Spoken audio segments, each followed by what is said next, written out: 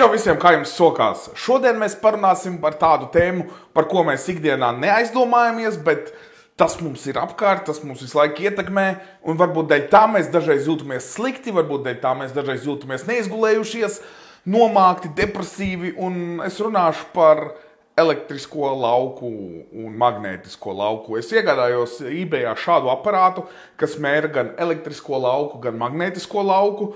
Ja jūs neziniet, tad visiem vadiem apkārt, kur iet elektrība cauri, izstarojās divu veidu lauki. Ir magnētiskais lauks, kas ir tā kā apļveida lauks ap vadu, un elektriskais lauks, kas iet tā kā uz visām pusēm tam vadam. Es nemāku tā zinātniski izskaidrot, bet tā tas apmēram notiek.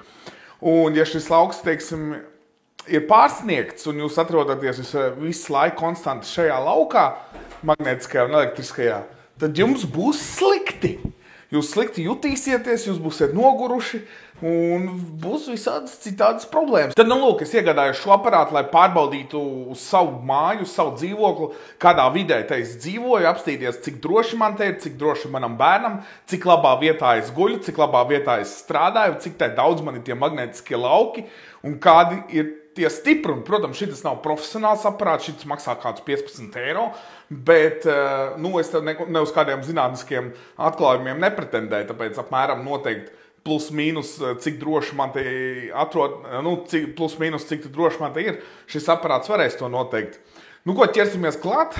Sāksim, es nezinu, interesanti. Man pašam ir sāksim ar datorgaldu. Tagad es atrodos savā darbistabā, nekur tālāk neiesim, sāksim veikt mērījumu šeit, slēdzam iekšā aparātu. Viņš sāk pīkstēt pie apmēram 40 voltiem metrā, vai 50, 40 voltiem metrā, bet Latvijā es skatījos, kādi ir tie līmeņi, es neatradu par elektrisko lauku, bet Amerikas saitos es atradu, ka gulēt var līdz 5 voltiem metrā, un jāsāk uztraukties ir no 20 līdz 30 voltiem metrā, apmēram šādā diapazonā. Šis aparāts sāk pīkstēt pie 40, kā mēs redzam, te ir safe, 0, viss pa nulēm, un tiklīdz viņš sāk pīkstēt, tad te ir parādīts arī harmful. Apsēžamies manā darba vietā. Rekā nekas baigi nemainās, es esmu ļoti priecīgs, īstenībā es šokāts esmu. Rekur parādījās 5 volti metrā, 6. Elektriskais lauks, magnētiskais lauks nav. Tuvāk pie monitora. Tik tuvu neviens nesēž, jau ir redz 70, 88, 80, 90, 3 volti metrā. Un redziet, viņš pīks un raksta harmful un tā brīdina. Bet, sēžot normālā attālumā, no galda viņš nepīkst, tas aparāts nepīkst un uzrāda ļoti minimāls rādījums. Teiksim tā, mana darba vieta ir droša. Paskatīsimies, ko viņš rāda pie datora, kādi te izdalījumi ir elektriskie. Redzam, pie vadības bloka, pie barošanas bloka ir arī magnētiskais lauks 7,6,9, 7,12. Magnētiskais lauks, to es atradu Latvijas kaut kādā mājaslapā, 0,5 mikroteslas. 0,5 mikroteslas ir pieļaujamais. Kā mēs redzam pie paša vadības bloka, jā, man bija 7, cik tur, tas nozīmē, ka tur pavisam droši nevar gulēt. Bet tur neviens arī neguļ. Tad mēs secinājām, ka mana darbistaba ir ļoti droša. Es gan brīnos, ka te nav nekādi izdalījumi elektriskie. Ejam tālāk. Tad mēs esam atnākuši līdz dzīvojamai istabai, un dzīvojamā istabā, protams, mums ir televizors. Paskatīsimies, kādi tam mums ir izdalījumi, starojums no televizora. Redziet, šī tik tuvu sēdēt pie televizora nav droši. Ārprāts 404 voltu metrā. Paējot apmēram metru no televizora, tas skaitlis samazinās līdz 75, bet, ja mēs sēžam divānā, tad jau nekā nav. Tad, teiksim tā, uz divāna sēdēt ir droši. Bet, ja jūs izmantojat televizoru kā monitoru pie datorgalda, tad pavisam noteikti tas nav veselīgi. Tāpēc jāizmanto ir datoram atbilstoši monitori ekrāni, lai jūs nedabūtu lielu starojumu elektrisko. Ejam tālāk, ejam uz virtuvi. Virtuvi ir pat interesantākā vieta, jo mums te ir mikroviņu krāsnes. Diemžēl šis aparāts nemēra mikroviļņus, tāpēc es nevaru izmērīt ne mobilā telefona starojumu, ne mikroviļņu krāsnes starojumu, bet mēs varam izmērīt, cik tad viņa izdala magnētiskos laukus, kad strādā. Šeit ir ļoti bīstam uzturēties, jo ir apmēram 20 mikroteslas magnētiskais lauks, tas ir ļoti kaitīgi. Un elektriskais starojums nav tik kaitīgs, paiesim apmēram metru. Nu, metra attālumā jau tas starojums principā ir... Nē, nav teikt, no citurienes nāk.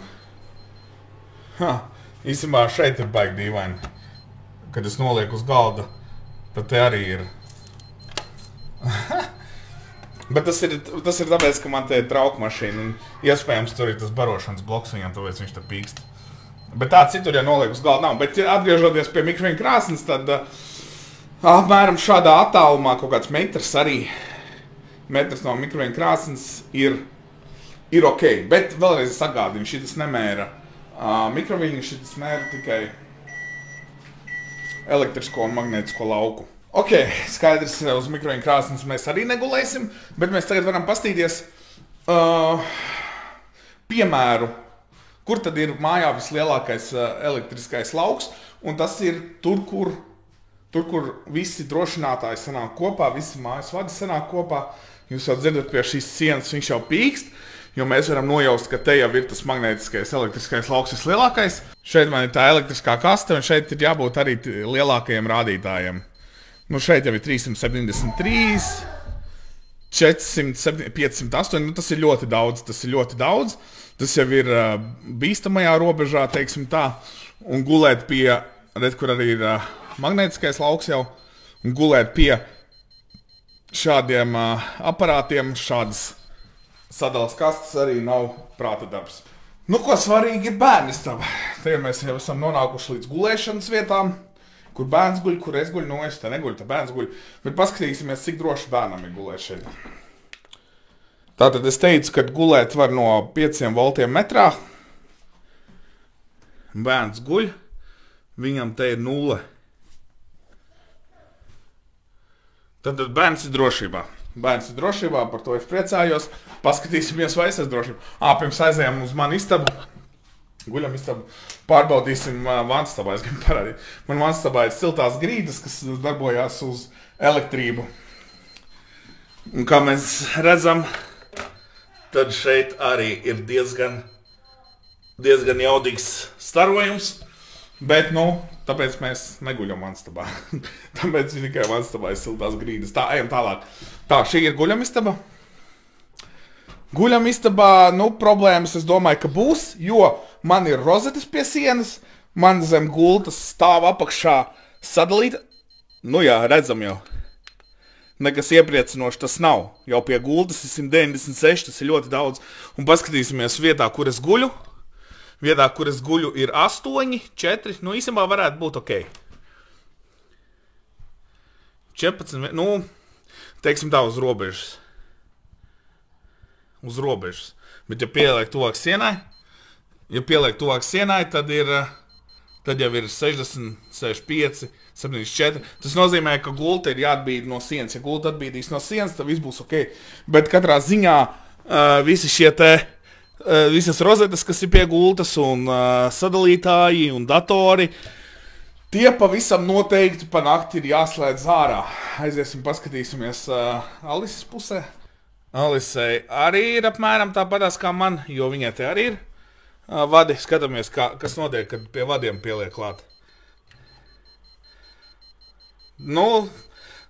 Uz vadiem nevar gulēt, bet katrā ziņā, ja mēs paējam kādu pusmetru no vadiem, tad apmēram tas ir pieļaujams līmenis. Bet, kā mēs piebīdamies tuvāk sienai klāt, kur tie vadi iet gan otram dzīvoklim, gan mums ir izvilkti, tas nozīmē, ka arī tas nav droši, tas nozīmē, ka gulti tiešām ir jāatvelk no sienas. Vai mēs to darīsim? Es nezinu. Diez vai. Un kas man uztrauc, kas man neuztrauc, bet redziet, mums ir augstspējīguma līnijas tieši aiz loga. Tūlīt es iziešu ārā un paskatīšos, cik tad tur rāda. Ko pēc vadiem nekādīgi, bet paskatīties, kāds te rādījums ir. 283 volti metrā. Paiesim tālāk, pastīsimies, kas mainīsies. Jau 412. 490, 536. Es esmu zem pirmās augstsprieguma līnijas. Paiesim tālāk, pasīsimies. Pacelt augstāk, tuvāk vadiem ir uzreiz jau tuvu aparāta maksimām 1265 volti metrā. Tā iesim zem otrās augstsprieguma līnijas, kas izstās lielāka. Tā rādītāji kāp jau pat pie zemes līmeņa, jau pār 1000 voltiem metrā. 1115, 1237. Nu jau gandrīz aparāta maksimums, šis aparāts līdz 2000 voltiem metrā, tagad jau ir 1724 un magnētiskais lauks 1,8. Pats labākais, kā mēs redzam pāri ielai, pretī vadiem ir tieši dzīvojamās mājas.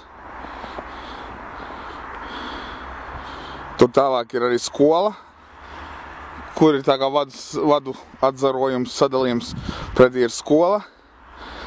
To mēs arī paskatīsimies, cik radiācija ir pie mājām. Bet šim servisam es novēlu veiksmi. Tā, esmu pārgājis pāri ceļam. Redzam, rādījums ir uz pusi samazinājies. Piesim tuvāk pie mājas. Nu jau pie mājas ceļa, kas te ir blakām mājai. Tas magnētiskais lauks ir krietni zemāks. Paiesim pie pašas mājas, kur apmēram varētu būt dzīvokļi. Redzam, uzreiz jau samazinās, jau praktiski nekā nav. Tātad tur ir mājas siena. Un te jau pie mājas sienas ir 0. Pacelsim augstāk. Tuvāk rādītājiem, vadiem. Nu, nekā nav 14, 16. Tā, nu kā redzējām, tā aparāts gandrīz atslēdzās zem tām augstsprieguma līnijām. Bet tagad mēs paskatīsimies, cik man uz balkona ir rādījums. Pieiet pie pašas malas, man ir 55, tie nāk no visiem tiem vadiem, tas tā radiācija. Bet ja mēs pieejam tuvāk sienai mājas, tad jau redzam, kā viņš samazinās, un praktiski pie paša loga ir 0. Tas nozīmē, ka tie vadi mums neko dzīvot netraucē. Nu, diezgan interesanti mums tā speļmantiņa, ja godīgi, tad es nebiju gaidījis, ka mans dzīvoklis atrodas īstenībā diezgan labā stāvoklī, ka ne visur tik daudz tā radiācija man ietekmē. Es biju domājis, ka man pie galda tā radiācija ir daudz stiprāka, jo man taču te ir apsēs 2 datori pastiprinātājs un 2 monitori pastiprinātais dators. Bet izrādās, ka nav tik traki, kā es biju domājis. Man jau likās, ka te būs traki, bet īstenībā nav. Vistrākāk ir pie mikroņu krāsnes. Tur gan nevajag sēdēt blakām. Bet no to, man liekas, mēs visi zinām, es nekādu Ameriku neatklāju. Bet, nu jā, interesants pasākums, maksāja $15, maksāja $15.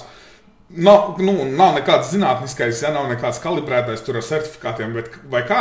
Bet no apmēram kaut kādu nojausmu, kādā mēs vidē dzīvojam, tas sniedz. Protams, staigāties katru dienu zem augstsprieguma līnijas nav forši, jo tas aparāts ir maxed out, teiksim tā angliski. Bet, ja mēs paējam kādus 30-40 metrus jau no tās līnijas, tad jau viss ir ok. Nu, ko, draugi, tas bija tāds īsts eksperiments no manas puses. Es esmu īstenībā diezgan apmierināts par šo aparātu. Alis, protams, dusmīga bija, ka es iztērēju kārtējo naudu lieki, ja, bet apskatīties, kur mēs guļam un kur bērns guļ, vai viņam galva nav magnētiskajā un elektriskajā laukā, tas bija ļoti svarīgi. Mēs varam apstīties. Mēs varam apstīties īstenībā uz mobilo telefonu. Kā es teicu, man diemžēl šis aparāts nemēra šitos te mikroviļņus un radioviļņus, bet mēs varam paskatīties, kāds te starojums ir no mobilā telefona, piemēram, ja es zvanu Alisei. Nu, nekas nepalielinās. Nepalielinās un nepalielināsies, jo telefonam tā baterija un visas tās schēmas izdala ļoti mazu elektrisko lauku un magnētisko lauku. Viņas vairāk izdala tos mikroviļņus, radioviļņus, kas skaitē cilvēkiem Un ar šādu aparātu, diemžēl, nevar izmērīt ietekmi mūsu apkārt. Mūsu apkārt ir pilns ar radiotorņiem. Būtu interesanti paskatīties, kā mūsu tie radiotorņi ietekmē. Bet paldies, ka skatījāties šo video. Jums patika, nospiediet laiku, nošērojiet draugiem, lai draugi arī paskatās. Varbūt aizdomājās, kur dzīvo, varbūt gluži uz datoriem gulēt nav forši, ja? Bet visā visumā gultī atbīd no sienas ir apmēram tādu gabalu. Tad būs ok. Labi, paldies, ka esat ar mani. Paldies, ka skatījāties. Paldies par laikiem. Tiekamies kādā no citiem maniem video.